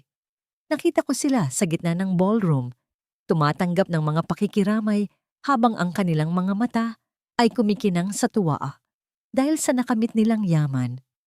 Poor Mira. She was so young, sabi ng isang socialite habang kumukuha ng kanape mula sa aking tray. But at least she left everything to a family who loves her. Halos mabitawan ko ang tray. Gusto kong isigaw sa mukha niya ang katotohanan. Pero pinigilan ko ang aking sarili. Hindi pa ito ang tamang sandali. Pumunta ako sa gilid ng ballroom, malapit sa powder room ng mga VIP. Doon ko nakita si Isabel. Nakaupo siya sa isang maliit na bangko, malayo sa karamihan. Ang kanyang bestida ay napakaganda. Pero ang kanyang mukha ay kasing puti ng papel. Hinahawakan niya ang brooch na paru-paro na ginawa ko para sa kanya. Dahan-dahan akong lumapit. Tumingin ako sa paligid para masiguradong walang nakakakita. Ma'am, kailangan niyo po ba ng tubig? Tanong ko sa isang binagong boses. Umiling si Isabel nang hindi tumitingin sa akin. Gusto ko lang mapag-isa. Gusto ko nang umuwi. Lumuhod ako nang bahagya para magkapantay kami. Maganda ang paru-paro mo, Isa. Parang lilipad na. Natigilan ng bata. Ang tanging tumatawag sa kanya ng Isa ay ako. Dahan-dahan siyang tumingala. Tinitigan niya ang aking mga mata sa likod ng maskara. Ang mga mata ng isang bata ay hindi madaling madaya. Nakita niya ang pagmamahal, ang pamilyar na kislap, at ang hapdi na tanging kami lamang ang nakakaalam. "Oh, Mama Mila!" Bulong niya. Ang boses ay nanginginig sa takot at pag-asa. Agad kong inilagay ang aking daliri sa aking labi. "Shh! Huwag kang maingay, anak. Nandito na si Mama, pero kailangan mong maging matapang." Nagsimulang tumulo ang mga luha sa kanyang mga mata. Akma siyang yayakap sa akin nang marinig namin ang mabibigat na yapak ng sapatos na papalapit. Si Celestina. "Isabel, bakit ka narito? Bumalik ka sa ballroom. Kailangan nating kumuha ng litrato para sa press." Sigaw ni Celestina mula sa pasilyo. Mabilis akong tumayo at yumuko, nagkunwaring nag-aayos ng tray. "Oh, ikaw na server. Umalis ka na riyan. Huwag mong istorbohin ang apo ko." Bulyaw ni Celestina sa akin habang hinahatak ang braso ni Isabel. Yumuko ako ng mas mababa at mabilis na naglakad palayo. Ramdam ko ang talim ng tingin ni Celestina sa aking likuran. Tila ba may kung anong instinct siyang nagsasabi na may mali. Pumunta ako sa isang bakanteng pantry at doon ako huminga ng malalim. Ang puso ko ay parang gustong kumawala. Hawak ko na ang alas. Nakita ko na si Isabel. Alam na ni Soren ang gagawin sa control booth ng mga projector. Tumingin ako sa orasan. 5 minuto na lang bago ang main tribute. Ang sandali kung saan ipapakita nila ang mga litrato ko sa malaking screen habang nagbibigay ng talumpati si Leandro. Kinuha ko ang aking radyo at bumulong. Soren, handa na ba? Handa na, Mira. Isang pindot ko lang. Lalabas ang video ng confession ni Nurse Maika at ang recording sa bodega kagabi. Hinihintay ko na lang ang signal mo. Huminga ako ng malalim. Hinubad ko ang aking puting guwantes. Ang aking mga kamay ay nanginginig, pero sa pagkakataong ito, hindi ito dahil sa takot. Ito ay dahil sa pananabik. Ang gabing ito ay hindi na para sa pag-alala sa isang patay. Ang gabing ito ay para sa pagbabalik ng isang reyna. Lalabas na ako sa dilim, at sa pagkakataong ito, sisiguraduhin kong wala ng anino ang makakatakas. Ang buong ballroom ay binalot ng isang saglit na katahimikan bago ang main tribute. Umakyat si Leandro sa entablado. Hawak ang isang baso ng champagne. Ang kanyang mukha ay seryoso. Baka sanghuwad na pangungulila na sa loob ng isang taon ay kanyang ipinarada sa buong mundo. Maraming salamat sa inyong pagdating. Simula ni Leandro, ang kanyang boses ay umalingaw sa paligid. Isang taon na ang nakalipas mula nang mawala ang aking mahal na hipag, si Mira. Ang kanyang legasya ay mananatiling buhay sa Castillo Maritime at sa gabing ito, sa pamamagitan ng inyong mga donasyon, itutuloy natin ang kanyang mga pangarap. Sa gilid ng entablado, nakita ko si Doña Celestina na dahan-dahang nagpupunas ng luha. Isang napakagaling na pagtatanghal. Akala mo ay mga anghel na nagdadalamhati. Ngunit sa likod ng kanilang mga maskara ay mga demonyong nagbubunyi. Ngayon, panoorin natin ang mga huling sandali at ang mga alaala ni Mira. Pagpapatuloy ni Leandro habang itinuturo ang malaking projector screen sa likod niya. Namutawi ang kadiliman sa hall. Nagsimulang tumugtog ang isang malungkot na himig ng piano, ngunit sa halip na ang aking mga litrato ang lumabas, ang screen ay nabalot ng static bago lumitaw ang isang video na hindi nila inaasahan. Ang mukha ni Nurse Maika ang bumulaga sa lahat. Putla at nanginginig ang boses ng nurse habang nagsasalita sa harap ng kamera. Ako si Maika, ang nurse na nag-alaga kay Mr. Castillo bago siya pumanaw. May hawak akong ebidensya na pinilit ni Doña Celestina na baguhin ang mga gamot upang mapabilis ang pagpanaw ng asawa ni Ma'am Mira. At narinig ko rin ang kanilang plano na danyusin ang aksidente ni Ma'am Mira sa bangin. Nagkaroon ng bulungan sa buong ballroom. Ang tunog ng mga basong nabibitawan at ang pagkabigla ng mga bisita ay tila isang malakas na bagyong dumating sa gitna ng katahimikan. Anong kahibangan ito? Patayin niyo yan! Sigaw ni Celestina. Ang kanyang boses ay puno ng takot na pilit itinatago ng galit. Ngunit hindi tumigil ang screen. Kasunod nito ay ang isang audio recording. Ang boses ni Marco sa bodega kagabi. Malinaw at nakakapangilabot. Ang patay ay dapat manatiling patay, Mira. Mas madaling pamunuan ang Castillo Maritime kung ang asawa ko ay isang martir na biktima ng aksidente. Sa sandaling iyon, ang liwanag ng mga spotlight ay biglang tumutok sa gitna ng aisle. Dahan-dahan akong naglakad patungo sa entablado. Hinubad ko ang aking face mask at ang aking vest ng server. Sa ilalim nito, suot ko ang isang simpleng itim na damit. Ngunit ang aking tindig ay hindi na ang tindig ng isang katulong. Ang bawat hakbang ko sa pulang carpet ay parang tunog ng hatol. Ang mga tao ay nagbigay daan. Ang ilan ay napasinghap. Ang ilan ay napakrus sa dibdib dahil sa takot na baka ako ay isang multo. Hindi ako multo, Celestina, sabi ko. Ang boses ko ay hindi sumisigaw, ngunit umabot sa bawat sulok ng silid. Ako ang katotohanang pilit ninyong ibinaon sa putikan, ngunit muling bumangon para maningil. Nanginig ang mga labi ni Leandro. Ang kanyang baso ng champagne ay nahulog sa sahig at nabasag sa libu-libong piraso tulad ng kanyang pagkatao. Ma'am Mira? Imposible. Patay ka na. Nagkamali kayo ng kinalaban. sabi ko habang umaakyat sa entablado. Tinitigan ko sila ng diretso sa mata, sina Celestina, Leandro, at si Marco, na ngayon ay pilit na nagtatago sa anino ng mga kurtina. Lumapit si Celestina sa akin, ang kanyang mukha ay baluktot sa galit. Impostor ka! Sino ang nagbayad sa'yo para sirain ang gabing ito? Mga security! Ilabas ang babaeng ito! Ngunit bago pa makalapit ang mga security, isang maliit na boses ang pumutol sa lahat. Hindi siya impostor! Tumakbo si Isabel patungo sa akin at humawak sa aking kamay. Hinarap niya ang kanyang lola nang may tapang na hindi ko inakalang taglay ng isang bata.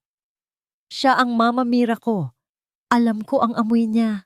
Alam ko ang yakap niya. At itong brooch na ito. Itinuro ni Isabel ang paru-paro sa kanyang dibdib. Ito ang tanda na hindi niya ako iniwan. Natahimik ang lahat. Ang patotoo ng isang bata ay mas matalas pa sa anumang ebidensya. Sa sandaling iyon, bumukas ang malaking pinto ng ballroom. Pumasok si Soren kasama ang isang pangkat ng mga pulis. Leandro Castillo, Doña Celestina at Marco Castillo, kayo ay inaaresto sa kasong frustrated murder, falsification of documents at conspiracy. Anunsyo ng opisyal ng pulisya. Sinubukan ni Leandro na tumakas patungo sa likod ng entablado, ngunit mabilis siyang hinarang ng mga awtoridad. Si Celestina naman ay napaupo sa kanyang upuan. Ang kanyang rosaryo ay nalaglag at kumalat ang mga butil sa sahig, isang simbolo ng kanyang naguhong kapangyarihan. Humarap ako sa madla, sa mga kamera na ngayon ay nakatutok sa akin. Wala akong naramdamang katuwaan sa kanilang pagbagsak. Ang naramdaman ko lang ay ang isang malalim na paghinga ng laya. Ang Castillo Maritime ay itinatag sa pagmamahal at serbisyo, hindi sa kasakiman, pahayag ko. At simula ngayong gabi, ang yaman ng kumpanyang ito ay babalik sa mga taong tunay na nangangailangan. Naramdaman ko ang isang maliit na kamay na humawak sa kabilang kamay ko. Si Kiko. Kasama siya ni Soren na pumasok. Ang bata ay nakasuot ng maayos na damit. Ang kanyang sugat sa labi ay may benda pa. Pero ang kanyang nangiti ay sapat na para sabihing, tapos na ang laban. Nanay Mira! Bulong ni Kiko. Niyakap ko silang dalawa ni Isabel sa gitna ng entablado, sa ilalim ng nagniningning na mga chandelier. Ang dating Iron Lady ay wala na. Ang natira ay isang inang nahanap ang kanyang tunay na kayamanan sa gitna ng unos. Ngunit habang dinadala ng mga pulis si Marco palabas, lumingon siya sa akin. May isang kakaibang ngingiti sa kanyang mga labi na nagpapatindig ng aking balahibo. Akala mo ba tapos na ang lahat, Mira? Bulong niya habang dumadaan sa tabi ko. Ang lason na ibinigay namin sa'yo, hindi lang alaala ang kinukuha niyon. Bigla akong nakaramdam ng matinding pagkahilo. Ang paligid ay nagsimulang umikot. Ang ingay ng palakpakan ay naging parang mahinang ugong sa ilalim ng tubig.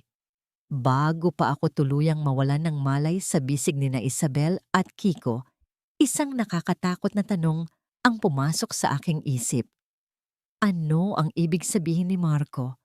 At hanggang kailan ko kayang ipaglaban ang bagong buhay na ito? Nagising ako sa isang silid na puting-puti. Hindi ito ang madilim na bodega at hindi rin ito ang munting barong-barong ni Aling Rona. Ang amoy ng antiseptic at ang mahinang tunog ng aircon ang sumalubong sa akin. Sa tabi ng aking kama, nakita ko si Soren na natutulog sa isang silya, hawak pa rin ang ilang mga papeles. Dahan-dahan kong iginalaw ang aking kamay. Maayos na ang pakiramdam ko. Ang matinding pagkahilo na naramdaman ko sa ballroom ay dulot pala ng matinding pagod at ang epekto ng laso na dahan-dahang nawawala sa aking sistema pagkatapos ng gamutan. Ang banta ni Marco ay isa lamang huling pagtatangka na takutin ang aking diwa, ngunit nagkamali siya. Ang katawan ko ay maaaring manghina, pero ang aking kaluluwa ay mas matibay pa sa anumang lason. Mira, gising ka na pala, bulong ni Soren habang nagpupunas ng kanyang mga mata. You gave us a scare, you know. Ngumiti ako ng mahina. Soren, nasaan sila? Nasaan ang mga bata? Bago pa man siya makasagot, bumukas ang pinto.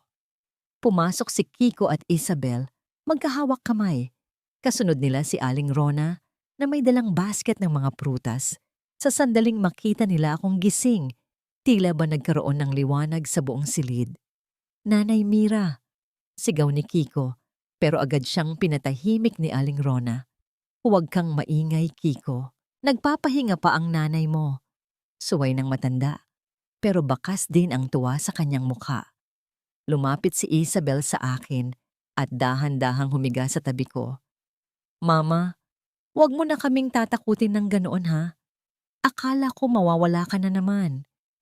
Hinalikan ko ang noo ni Isabel. Hindi na anak, hinding-hindi na. Lumipas ang mga linggo at ang ingay ng iskandalo ay dahan-dahang humupa. Ang hustisya ay mabilis na gumulong. Si Marco, Leandro at Celestina ay nahatulan ng mahabang taon sa kulungan. Ang Castillo Maritime ay muling bumalik sa aking pamumuno, ngunit sa pagkakataong ito, hindi na ako ang Iron Lady na tanging numero lamang ang iniintindi. Isang hapon, habang nakatitig ako sa malawak na dagat, mula sa bintana ng aking opisina, pumasok si Soren. Mira, handa na ang mga papeles para sa bagong foundation. Tinawag nating Beneath the Harbor Lights. Ito ang scholarship fund para sa mga batang tulad ni Kiko. Balita niya. Salamat, Soren. At ang mansyon? Tanong ko. Gaya ng gusto mo na ibenta na ito, ang malaking bahagi ng pera ay itutulong sa pagpapatayo ng mga disenteng pabahay sa komunidad ni na Aling Rona. Tumango ako. Hindi ko na kailangan ng mansyong may 30 kwarto kung ang mga taong mahal ko ay hindi ko naman kasama sa iisang mesa. Pinili kong bumili ng isang simpleng bahay na may malawak na hardin, isang bahay na puno ng hangin at liwanag. Nang gabing iyon, nagkaroon kami ng isang munting salu-salo sa aming bagong tahanan. Wala kaming suot na mamahaling gown or tuxedo. Nakaupo kami sa isang mahabang mesa sa ilalim ng puno ng mangga. Ang pagkain ay hindi galing sa 5-star hotel. Ito ay ang masarap na lugaw at adobong luto ni Aling Rona. Nakita ko si Isabel at Kiko na nagtatawanan habang nagtutulungan sa paghuhugas ng mga plato. Si Isabel, na dating takot madumihan ng mga kamay, ay masaya nang naglalaro ng bulan ng sabon kasama si Kiko. Si Aling Rona naman ay abala sa pagkukwento kay Soren tungkol sa kanyang mga suki sa palengke. Naramdaman ko ang isang malalim na kapayapaan na hindi kayang bilhin ng anumang korona. Sino ang mag-aakala? Bulong ni Aling Rona habang lumalapit sa akin. Ang isang reynang tulad mo ay magiging masaya sa piling ng mga basurerong tulad namin. Hinawakan ko ang magaspang na kamay ni Aling Rona.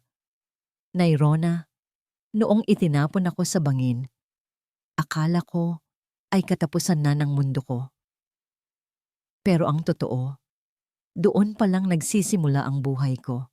Ang putik na naging libingan ko sana, iyon pala ang lupang magpapalaki sa akin. Tumingin ako sa langit.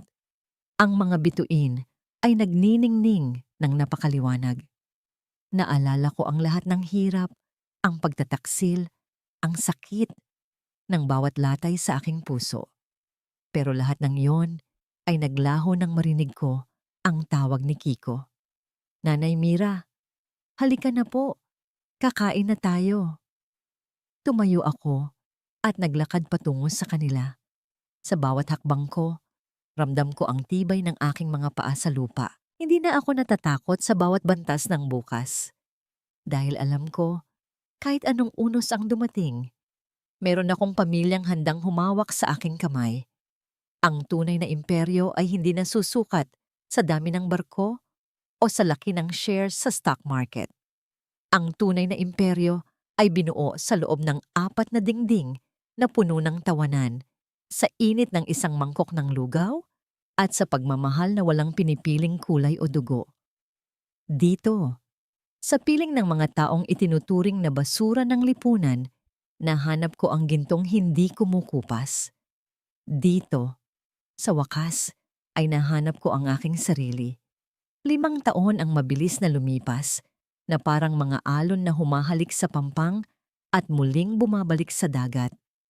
Nakatayo ako sa balkonahe ng aming bahay sa Davao, pinagmamasdan ang unti-unting paglubog ng araw na nagpapakulay ng ginto sa kalangitan. Ang simoy ng dagat ay humahaplos sa aking mukha. Dala ang amoy ng alat at kalayaan. Wala na ang bigat sa aking dibdib. Wala na ang bawat tinik ng nakaraan. Nanay Mira, handa na po ang toga ko. Pakititig naman kung pantay ang collar. Napangiti ako nang marinig ang boses ni Kiko. Lumabas siya mula sa sala, isang matangkad at guwapong binata na ngayon. Ngayong araw ang kanyang pagtatapos sa senior high school bilang valedictorian. Ang batang dati ay namumulot ng bote sa tambakan, ngayon ay scholar na patungo sa kursong engineering. Lumapit ako sa kanya at maingat na inayos ang kanyang itim na toga. Ang aking mga daliri, na dati ay puno ng paso at sugat, ay maayos na ngayon. Ngunit hindi ko kailanman nakalimutan ang bawat peklat. Iyon ang mga tanda ng aking pagkapanalo. Napakisig mo, anak. Bulong ko. Siguradong proud na proud sa'yo si Lola Rona mo sa langit. Pumunta kami sa isang munting altar sa sulok ng sala kung saan nakalagay ang litrato ni Aling Rona. Payapa siyang pumanaw 2 taon na ang nakalipas habang natutulog at may ngiti sa kanyang mga labi. Hindi siya nag-iisa. Pumanaw siyang alam na may maayos na buhay ang kanyang apo at ang babaeng tinanggap niya bilang anak. Para sa inyo po ito, La, sabi ni Kiko habang hinahawakan ang kanyang medalya. Ate, nanay, malilate na tayo. Pumasok si Isabel na tumatakbo, dala ang kanyang mga gamit sa pagguhit. Si Isabel ay isang mahusay na student artist na ngayon. Ang kanyang mga gawa ay laging tungkol sa kalikasan at mga paru-paro. Siya ang aking katuwang sa pagpapatakbo ng Beneath the Harbor Lights Foundation, na ngayon ay nakapagbigay na ng tahanan at edukasyon sa mahigit 500 bata sa lansangan. Sumakay kami sa aming sasakyan, isang simpleng puting van na sapat para sa aming pamilya. Habang binabaybay namin ang kalsada, patungo sa eskwelahan, nadaanan namin ang lumang pantalan. Tumingin ako sa labas. Nakita ko ang mga bata na naglalaro sa tabi ng dagat. Wala na ang takot sa lugar na yon. Ang bawat ilaw ng parola sa gabi ay hindi nababala ng panganib, kundi simbolo ng pag-asa. Ang Castillo Maritime ay nananatiling matatag, ngunit hindi na ito ang kumpanyang kinatatakutan ng lahat. Ito na ang kumpanyang kilala sa pagiging makatao. Si Soren ang tumatayong Chief Operating Officer, ang aking matapat na kaibigan na nanatili sa tabi ko hanggang sa huli. Minsan, nababalitaan ko ang tungkol sa mga taong nagtangka sa buhay ko. Si Marco, Leandro, at Celestina ay nananatili pa rin sa likod ng rehas. Sabi nila, si Celestina ay madalas nang nakatingin sa kawalan. Hawak ang isang basag na rosaryo. Hindi ko na sila kinamumuhian. Ang puot ay isang uri ng lason na ayaw ko nang itanim sa aking hardin. Hinayaan ko na ang tadhana ang gumawa ng nararapat. Ang patawad ay hindi para sa kanila, kundi para sa sarili kong kapayapaan. Sa gitna ng seremonya ng graduation, habang pinapanood ko si Kiko na umaakyat sa entablado para magbigay ng kanyang valedictory address, naramdaman ko ang pag-init ng aking mga mata. Ang buhay ko ay nagsimula sa dilim. Simula ni Kiko sa kanyang talumpati. Ang kanyang boses ay malakas at puno ng kumpiyansa. Akala ko, hanggang basura na lang ang mundo ko.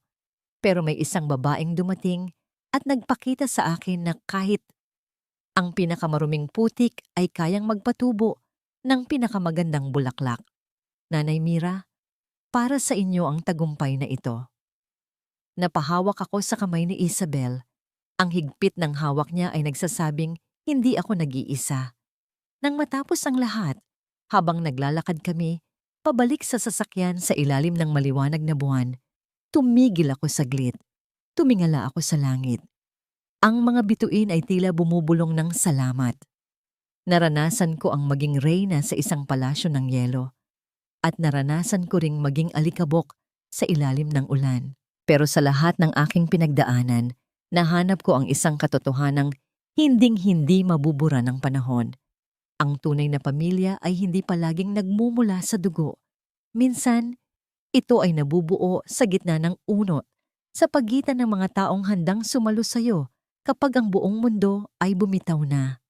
Ako si Mira Alonso, ang babaeng itinapon ng tadhana, ngunit muling isinilang ng pag-ibig.